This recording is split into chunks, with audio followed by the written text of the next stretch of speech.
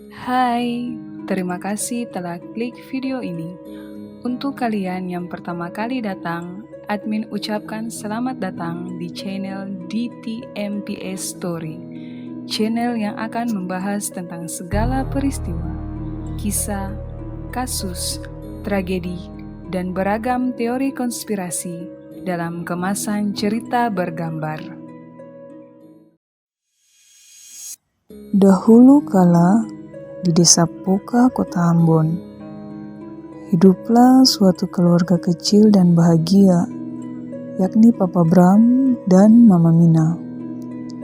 Sehari-hari, Bapak Bram bekerja sebagai nelayan, sedangkan Mama Mina membakar sagu.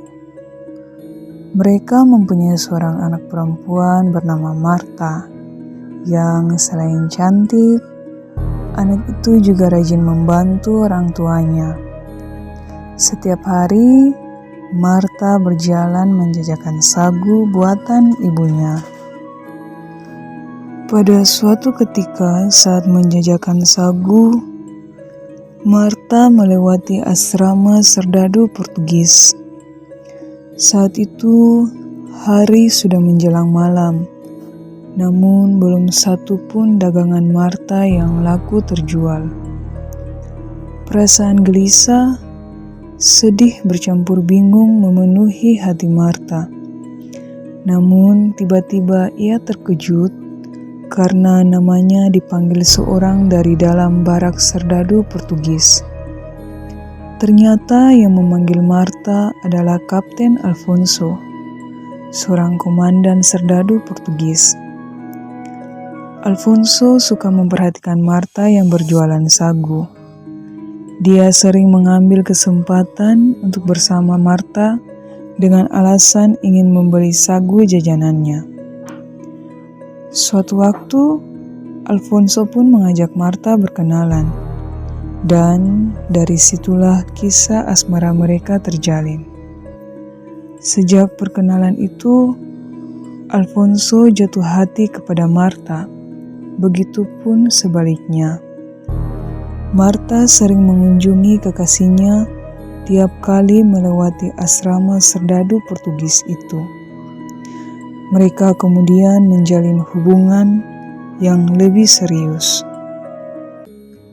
Ketika Marta telah genap berusia 17 tahun, Alfonso bermaksud untuk melamar Marta. Maksud Alfonso diutarakan kepada orang tua Marta, yakni Papa Bram dan Mama Mina. Papa Bram dan Mama Mina belum ingin melepaskan putri semata wayang mereka. Namun, Papa Bram dan Mama Mina juga tak ingin melukai hati Alfonso, yang bagi mereka merupakan orang yang sopan, juga putra bangsawan dari Portugis. Papa Bram dan Mama Mina pun menyetujui lamaran Alfonso untuk memperistri Marta. Namun dengan syarat mereka akan menikah ketika Marta telah berusia 19 tahun. Alfonso pun senang mendengar persetujuan orang tua Marta. Malam itu pun berlalu dengan cepat. Tak lama sejak malam lamaran itu, terjadi pertukaran pasukan Portugis yang mengharuskan pasukan Alfonso ditarik mundur dari Ambon ke Batavia. Begitupun sebaliknya.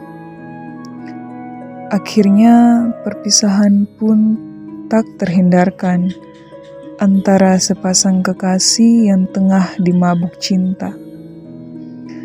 Dengan hati yang sangat sedih, Marta harus melepaskan Alfonso demi tugasnya. Hari perpisahan itu pun tiba. Alfonso dan pasukannya telah diangkut ke kapal. Saat kapal memberi tanda berangkat atau bunyi stom 3 kali, hati Marta menjadi tak karuan. Perasaan sedih berkecamuk dalam nubari Marta karena ditinggal sang kekasih.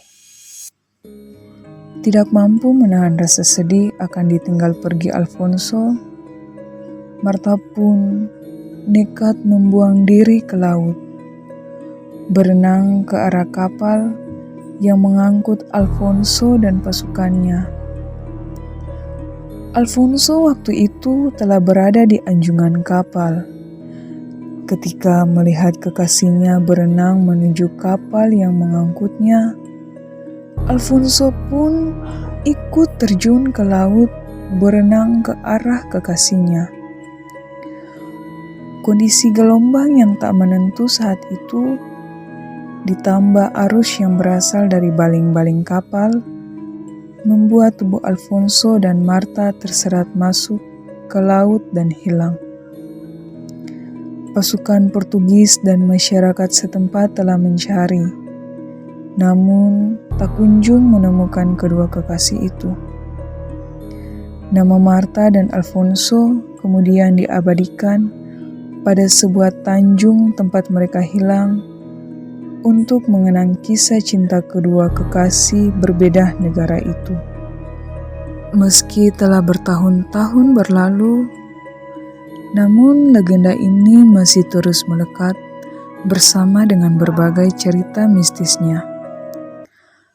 Beberapa orang menyebutnya bahwa pada waktu-waktu tertentu di Tanjung Martafons akan terdengar bunyi stom kapal. Namun tak ada kapal yang melewati perairan itu. Ada pula sosok wanita berkebaya yang muncul di ujung tanjung pada waktu-waktu tertentu. Ada pula yang menyebutkan bahwa Tanjung Martafons selamanya akan menjadi tanjung sejarah penuh cerita cinta dari ufuk timur Indonesia. Silahkan tekan subscribe, like, share, dan tulis ide kamu tentang cerita selanjutnya di kolom komentar.